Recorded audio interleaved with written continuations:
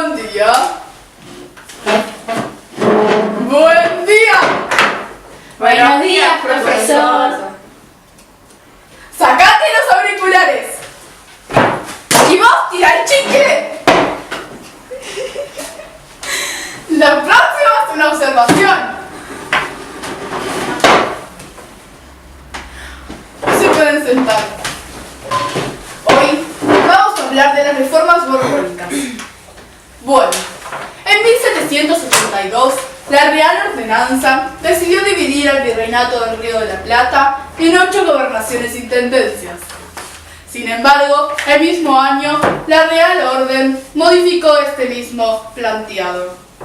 Entonces, el Virreinato del Río de la Plata quedó dividido en Buenos Aires, Paraguay, Córdoba del Tucumán, Salta del Tucumán, La Paz, Charcas, Cochabamba, Potosí y las gobernaciones de Montevideo, los pueblos de las misiones guaraníes y los de las provincias de Moxos y Chiquitos.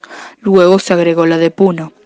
Cabe destacar que la región de Potosí se había ganado el interés de los españoles por poseer gran cantidad de metales preciosos y minerales, lo cual solventaba al Estado, por lo que la corona española no podía privarse de esos recursos. A pesar de los límites geográficos establecidos en el mapa de estos tiempos, se debe destacar la importancia de este virreinato, poseedor de diferentes características. El virreinato del Río de la Plata no podía ser evitado por la corona española. Su importancia deriva de la posibilidad de brindarle a España metales preciosos, luego del anclaje de Potosí al virreinato. Por otra parte, brindaba la salida de un puerto, el puerto de Buenos Aires, que les permitió obtener insumos y productos, gracias a su sector productivo, no solo de la capital, sino también de las diferentes gobernaciones que este mismo virreinato poseía. En síntesis, sustentaba todo tipo de necesidades económicas a partir de los posibles y abundantes recursos. Sin embargo, en estos también había conflictos, ya que el Virreinato del Río de la Plata no solo poseía recursos valiosos y necesarios como los metales, sino que también estaba ubicado en una posición estratégica, la cual mantenía a salvo a los territorios australes y generaba conflictos con Portugal, debido a su cercanía y a la antigua injusta división hecha por el Papa cercano a España, ya que ésta estaba dispuesta a seguir expandiendo el catolicismo en las futuras regiones a conquistar. Por otra parte, las autoridades que encabezaban estas gobernaciones abusaban de su poder y realizaban diversos maltratos hacia la población indígena, lo cual concluyó en las revueltas andinas. José Gabriel Condorcanqui, también conocido como Tupac Amaru II, era el líder de un movimiento insurreccional indígena. Si bien tenía un buen nivel socioeconómico, se interpuso ante las autoridades españolas por las condiciones y abusos que recibían los nativos. Sin embargo, no dieron importancia a sus reclamos y continuaron implementándolos. Como consecuencia, Tupac ejecutó un prisionero y corregidor de la ciudad de Tinta, llamado Antonio de Arriaga. Este suceso concluyó en la Gran Rebelión. Al inicio, estos movimientos iban en contra únicamente de los funcionarios, pero con el tiempo fueron adquiriendo rechazo hacia el rey, convirtiéndose en un movimiento independentista que deseaba la restauración del imperio inca. Por otro lado, se encontraba entre las ciudades de Oruro y La Paz un campesino, Julián Apaza, quien tomó el nombre de Tupac Katari, relacionado en parte con Tupac Amaru. Sus primeros movimientos fueron llevados adelante en 1781 y desde allí fue acrecentando su poder, apoyado por su familia y asistido por capitanes, mestizos, fusileros, artilleros, etc. Sin embargo, el 30 de junio, el cerco de La Paz fue repelido por tropas españolas, donde murieron unos 10.000 habitantes. Con la retirada del ejército, estos levantaron el cerco, hasta una nueva llegada de soldados realistas. A partir de allí, la revuelta de los aymaras quedó bajo el control de los españoles. Finalmente, el 13 de noviembre de 1781, las tropas de la corona española se reorganizaron, encerraron, ejecutaron y descuartizaron en la plaza de Cusco al líder que había comenzado toda esta revuelta, Tupac Amaru II. Y paralelamente, Katari sufrió el mismo destino. Bueno, ahora, ¿quieren que haga la pregunta de 10? Ay, ¿otra vez? Pero No. chicos, cuando nosotros éramos chicos era una gran oportunidad para nosotros. Pero nosotros somos inteligentes, no necesitamos una respuesta de 10. ¡Ay, disculpen! Bueno, la hago igual. Si alguien se la sabe, paren que me la anoté, ¿eh? Reformas en España. Eso sí, para sacarse un 10 me tienen que decir el aparato institucional, las intendencias y sobre todo la expulsión de los jesuitas. Pase. Ay, no, siempre la amarilla. Pero... Dígamelo. No estoy segura, profe, pero me parece, según lo que estudié, que muchos siglos y reinados anteriores a las reformas compartían una misma problemática que al parecer, bueno, no tenía solución. Estos eran la diversidad institucional y constitucional española. Sin embargo, esto finalizaría, ya que la nueva dinastía de los Borbones se había planteado como objetivo uniformar, jurídicamente, la península y la centralización del poder español. Esto concluyó en la reforma administrativa burocrática, la cual buscó que las autoridades de la Real Corona Española dejen de gobernar para los privados y lo hagan, en beneficio del pueblo, ¿no? En beneficio del pueblo, y de esta manera implicando el fin de la compra de cargos accesibles para personas adineradas, como por ejemplo los militares, ¿no? Entre otros, y generando varias problemáticas, ya que el poder del antiguo régimen sería sumamente reducido. Además, hay que tener en cuenta que el Estado depuso a centros rebeldes perjudiciales para la autoridad real. Esto causó la supresión de las cortes e instituciones naturales de los reinos de la península, centrándose donde el poder del rey era limitado. Por ejemplo, el reino de Aragón. Sin embargo, esto no fue todo, ya que posteriormente fueron reemplazadas por las débiles instituciones castellanas, ¿no? Que esto es consecuencia del absolutismo. Bueno, de esta forma se obtuvo cierta homogeneización, mismas leyes e impuestos en la península, transformando los diversos reinos en provincias y transformándose a sí misma como un estado unitario. Bueno, seguido a estos cambios, en el año 1749 se nombraron nuevos cargos que pasarían a tener mucha importancia en el sistema, conocidos como los intendentes. Estos se establecieron en las diversas provincias de España, lo cual generó otra minúscula fragmentación en ellas, ¿no? Que serían lo que conocemos, lo que nombra en el libro como intendencias. Bueno, retomando lo que habíamos mencionado antes, estas son muy importantes ya que ejercían un mayor control en las provincias. En otras palabras, el intendente administraría su cargo, recoleccionaría impuestos, comandaría el ejército, controlaría el desarrollo de sus obras, de obras públicas y la economía del territorio asignado, de manera fiel a la corona.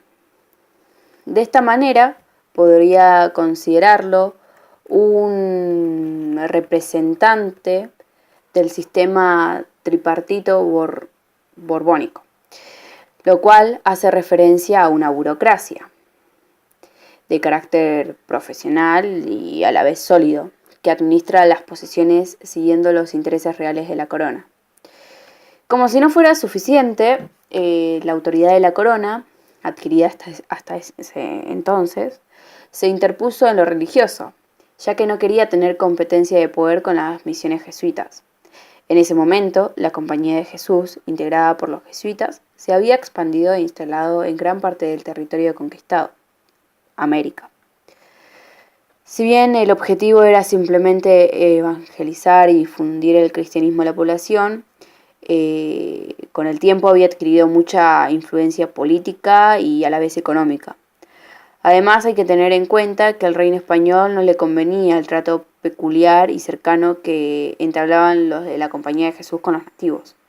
Al verse en riesgo, la corona decidió expulsarlos de todas las posesiones españolas, tanto en España como América. Nogales, muy bien, tenemos al primer 10. ¡Un aplauso! Más ganas, chicas. Pero siempre la acertás vos, es injusto. Ay, Nogales me acaban de mandar un mensaje que se tiene que retirar. ¿Ahora? Sí. Uy, sí, que me se olvidé. vaya, ahora Sí. quiere estar acá. No, chicas, me tengo que ir. Chao.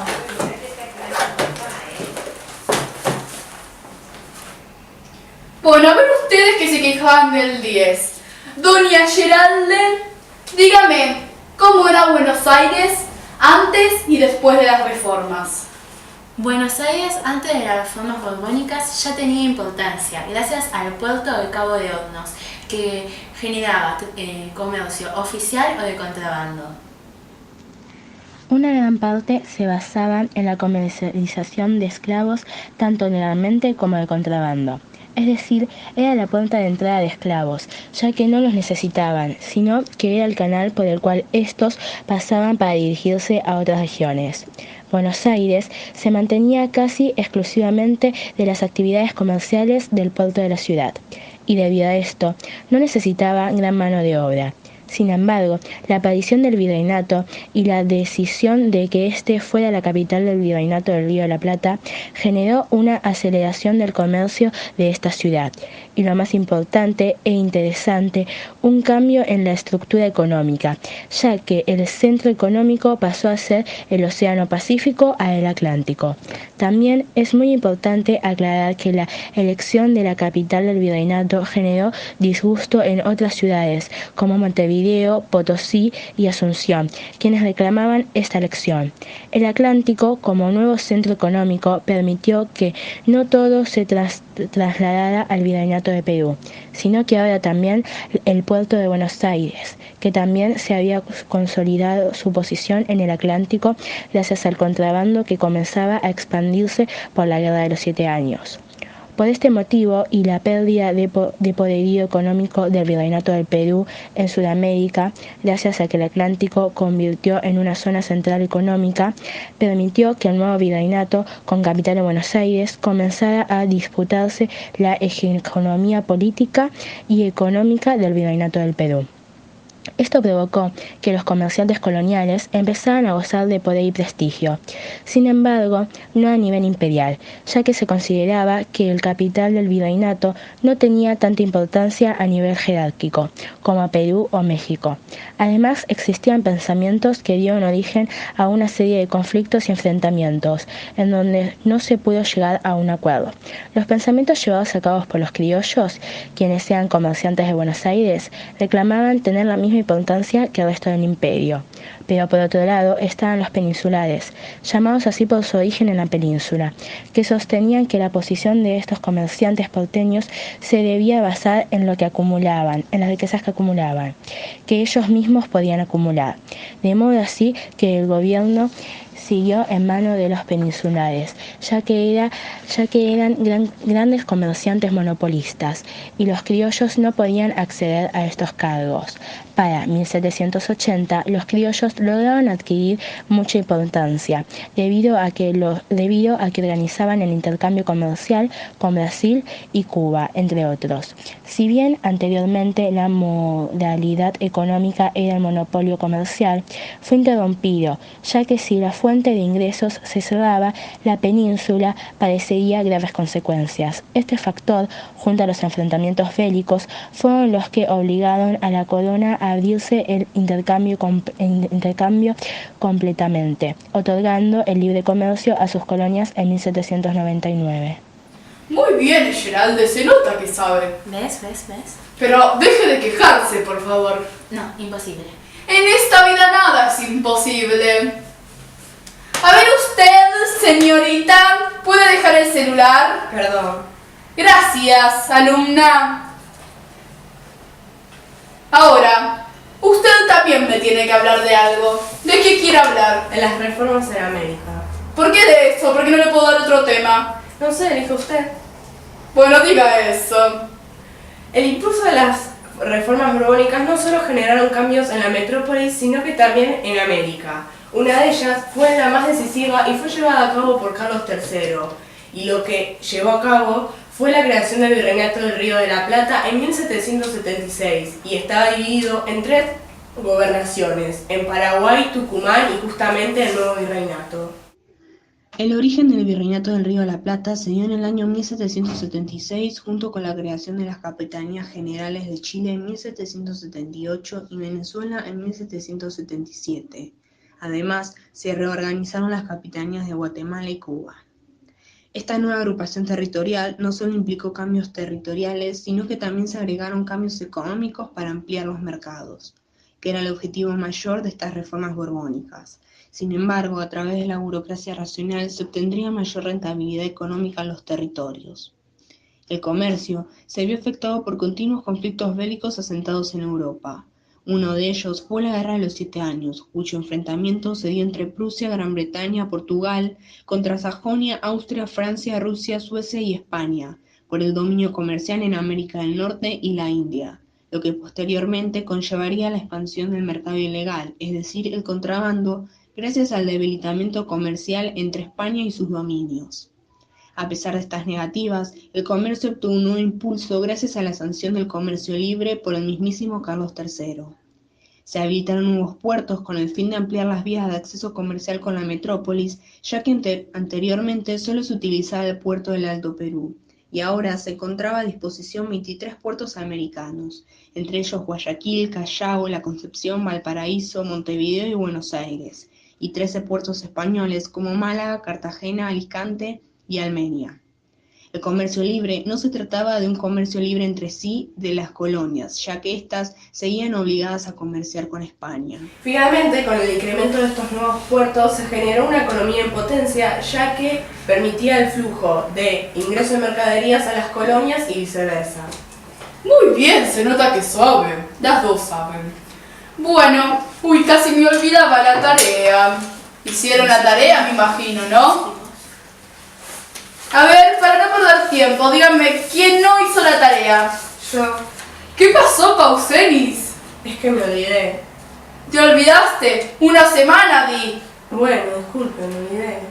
Bueno, lo disculpo. ¿Sabe algo? Sí, me acuerdo algo de la clase pasada. Veamos. Bueno, cabe destacar que durante el siglo XVIII existían dos formas de pensamiento, las ideas iluministas y por otro lado el absolutismo del antiguo régimen.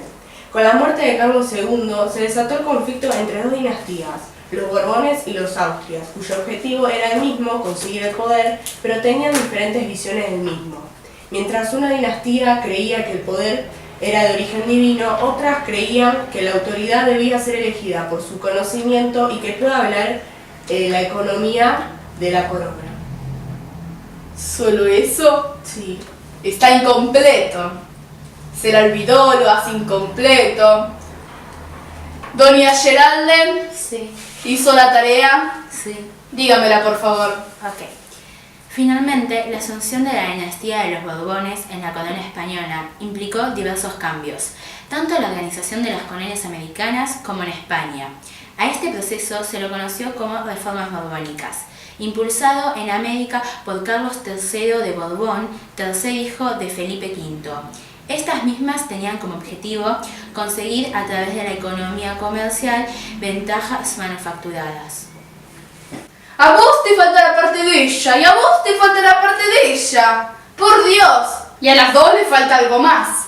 ¿Pero qué? Ay, Dios. Y antes te aviso que tenés tu primer incumplimiento. Pero no te hagas problema, pero ponete las pilas, por favor. Sí. Tomen nota. Porque si no toman y se sacan un 1, pues no es mi culpa, ¿no? Por supuesto. Por ende, era de suma importancia la obtención de minerales y de mercados, entre otros. Además, buscaron la reorganización de la administración de las colonias americanas y reforzar el comercio con España, la metrópolis. A partir de entonces, quedaron reorganizados o restablecidos los territorios y establecieron nuevas autoridades para la aplicación de dichas reformas. En conclusión, las reformas borbónicas fueron una serie de cambios para rehabilitar la economía de ese entonces, para los nuevos territorios o para cada territorio, ¿no? Por supuesto. ¿Ya terminamos? No, falta el cuadro. ¿Otra vez? No, por favor. Es por su bien. Después, cuando nadie les haga cuadros, se van a quejar. ¿Tenés hojas? Bueno, empecemos. ¡Ay, estos marcadores que nunca escriben! ¡Ay, Dios! Papá, profe, yo tengo uno. Gracias. No sé si no los cargan, si siempre me dan el que no anda a mí. No sé. ¿Qué va a ser, horizontal o vertical? Con la hoja paisada. ¿Y cómo es apaisado? No es horizontal o vertical. ¿Qué es apaisado? ¡Apaisado! ¡Ay, horizontal, por Dios!